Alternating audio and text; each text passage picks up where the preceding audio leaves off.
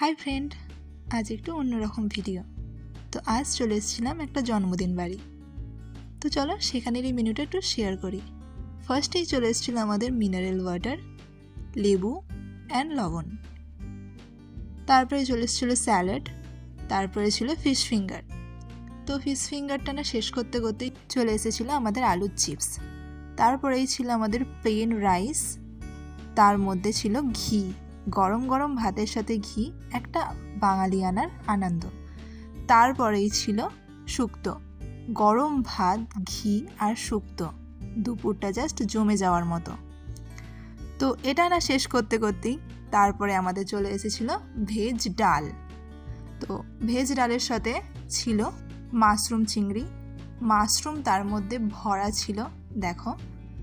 তো দারুণ ছিল। এটাকে আমি জাস্ট ভালো বলবো, কারণ আমি এটা কোনো দিন ট্রাই করিনি, ফার্স্ট টাইম ট্রাই করলাম, খুব ভালো ছিল। তো তারপরে আমার চলে এসেছিলো একটা খুব পছন্দের, যেটা ছিল ভেটকি পাতুরি। তো আমার একটাতে হয় না, তাই আমি নিয়ে নিয়েছিলাম দুটো। তো চলো খুলতে খুলতেই আধ ঘন্টা কেটে যায়, ঠিক আছে? তো দেখো তোমরা, তো জাস্ট দারুণ খেতে ছিল। তো আমি তো এটা নিয়ে কিছু বলছি না, আমি জাস্ট খাচ্ছি। আমি ভিডিওটা যখন বানাচ্ছি তখনও আমার মনে হচ্ছে আমার জিভে জল আসছে। তো চলো দেখো।